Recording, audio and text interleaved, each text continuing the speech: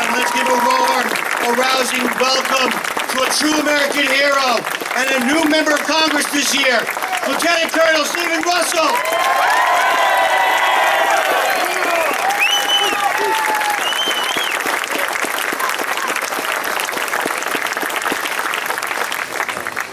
Well, it's going to be great to serve on that bench with Lee Zeldin. What do you think?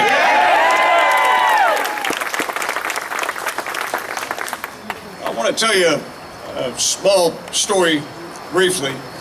Among the soldiers serving with us the night that we got Saddam Hussein were Ian Weichel and Mark Payne. Ian was part of the recon troop that was in the orchard where the farms were, one particular farm, obviously, where Saddam was pulled out of. And Mark Payne coordinated information as a battle captain for the commander of the operation. And little did these two soldiers know when they were roommates at West Point that they would be on the same field of battle making history that night. Returning to Iraq a year later, about 15 months later, and each of those captains having worked for me, but now in charge of their own companies, I got news in April of 2006 that Ian Weichel was killed in action while leading his troops in battle. So those of us that knew him, we paid our respects by going to Arlington National Cemetery. 6 months later, after suffering a concussion from a roadside bomb and ignoring that, Mark Payne was killed by enemy fire while leading his troops on a combat operation. So I made another trip to Arlington National Cemetery to pay my respects. And those of you that have been to Arlington, you know that they bury our brother warriors in Section 60. And as we followed Mark's caisson out to Section 60, as they receive soldiers, they just lay them in a row and then they make a new one and weave it back until they fill a portion and then they move on to the next one. As we followed Mark's caisson out to his final resting place, we were stunned to see that he was being laid at the feet of Ian Weichel. Roommates in battle, brothers, and now together forever. After the burial, I wandered around our nation's capital, trying to mentally process a great number of concerns. At that time, as today, politicians on both sides of the aisle thumped their chests about the hopelessness of our cause and the worthlessness of our service. You had the leader of the Senate declaring the war lost, while we had our brothers and sisters in the middle of the fight. And everywhere I turned, the air was heavy with melancholy prophecy about the wrong direction that our country had taken. And I decided to look at monuments, big marble, beautiful structures with bold things carved in them, wondering if perhaps they hadn't been set up there for fools like me that still believe in the greatness of our country. And as I walked across the Capitol lawn, I saw a brick or concrete and glass structure, and I wandered in it, and I was amazed by what I saw. The world's first airplane, the Wright Flyer. Stunning when you see it and you think of how it changed everything. It allowed me to speak in a conference last night in San Antonio and be in Georgia Saturday and be here tonight motivating you to vote for Lee Zeldin. Amazing structure. And yet as I walked around the Wright Flyer, I was introduced to a couple of groups that day. They explained on kiosks how it was made, and they were talking about the cynics and the critics, telling the Wright brothers it would never fly.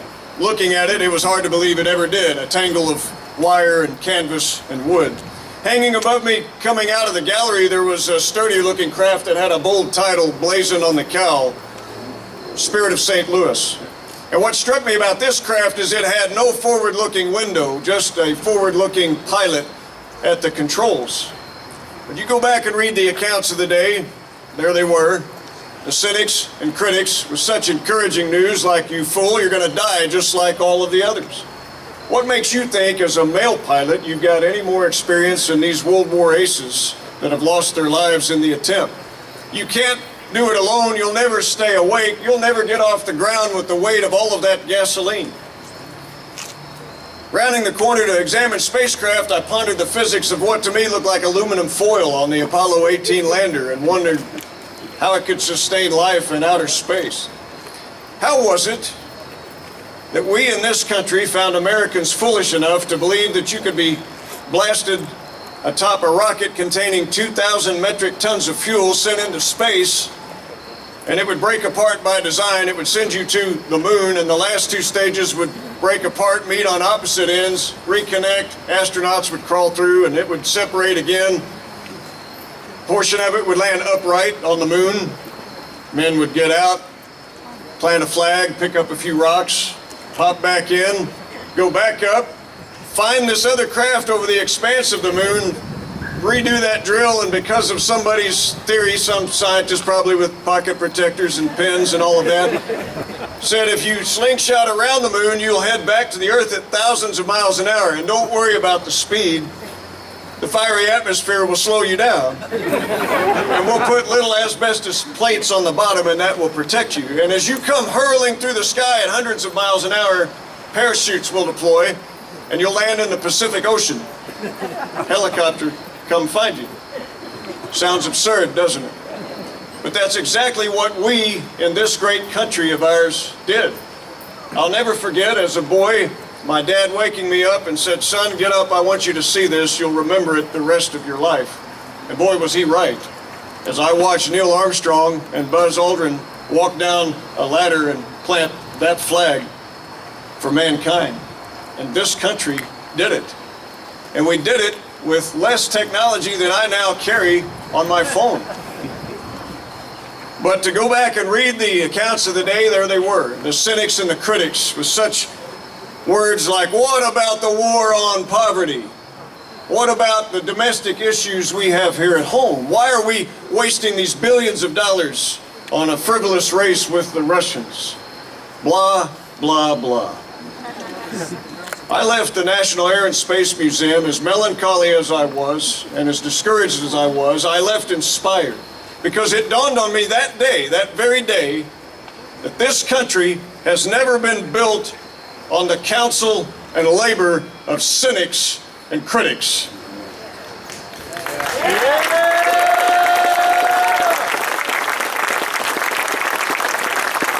Cynics and critics, soldiers like Lee Zeldin and Alan West and I and many of you, we're sick of them. We've had a belly full of them. Every single monumental task that this nation has asked of our warriors since 9/11 has been accomplished. Overthrow the Taliban government, overthrown. Kill Osama bin Laden, shot between the eyes by the Navy SEALs, not the President of the United States.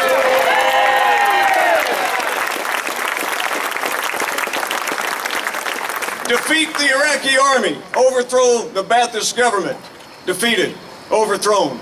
Kill or capture Saddam Hussein, pulled out of a hole, turned over to his own people, tried like the criminal he was, and hung at the end of a rope. And we've done it all. We've done it all with the prattle and obstructions of liberals, progressives, cynics, and critics telling us it was all some big mistake. What a bucket of nonsense.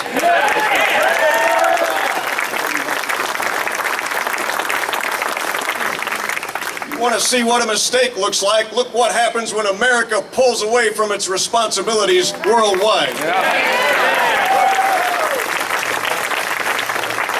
What can we learn from our current war veterans? The same thing we learned from you older veterans that are here tonight. There are still things worth fighting for in the United States of America. America has never been built on the counsel and labor of cynics and critics. There are Americans, and there's millions of them, I see them all over the country, that still get it. They know how to sacrifice. They know the difference between what is good and what is evil, and aren't afraid to call it that. Who is a threat and who is harmless, and whether to live free or just quit and watch this country die. I've had people ask me, they said, why do you want to go to Washington? I don't want to go to Washington, but our country is in trouble and we have to take it back. And people like Lee Zeldin are going to do that.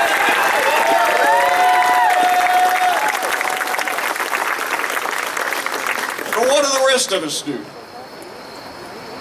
We have to sacrifice along with our soldiers. Like what? Sacrifice doubt. Sacrifice anxiety. Sacrifice cynicism. Sacrifice any notion that causes us to come home from a decade of war to see this country turned over to the divisive, the self-indulgent, and the visionless.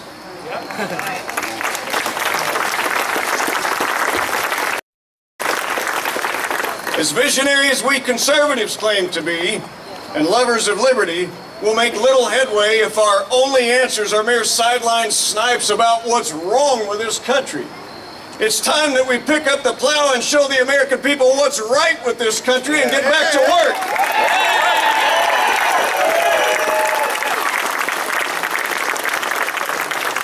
And any soldier knows that you make use of the time that you have and the resources you have.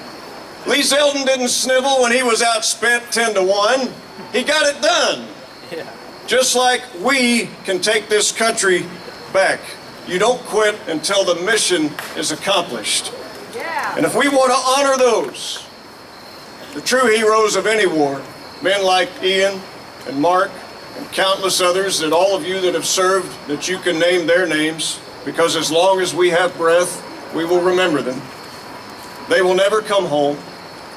They will never know the joys of marriage and raising their children, or living to the ripe old age to see their grandchildren while living in the freedom that their lives and sacrifice purchased for all of us. Then we must rebuild the country that they died for.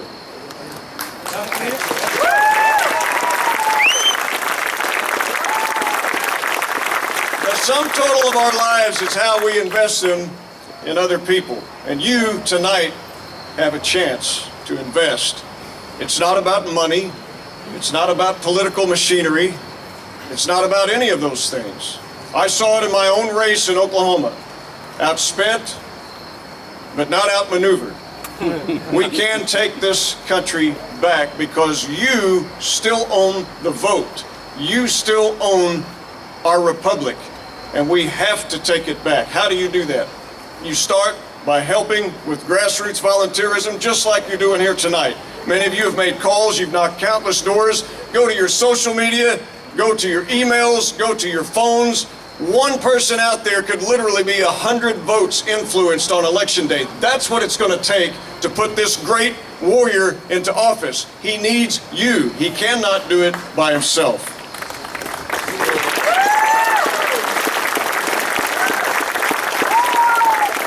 And we, the people, we have a responsibility to defend this great nation, not just the warriors that have taken up arms, but all of us, and give of our talents and efforts like you are tonight to preserve our freedom. And may you continue to be such people.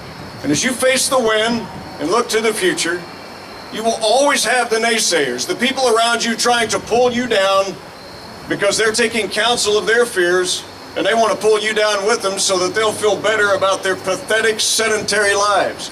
Don't listen to them. They have nothing to say that we want to hear.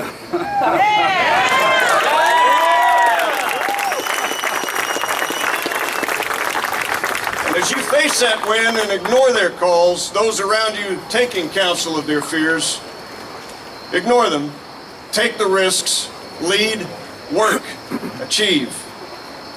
And remember, it will fly. Keep the faith. Don't quit. God bless you all. Let's elect Lee Zeldin for Congress.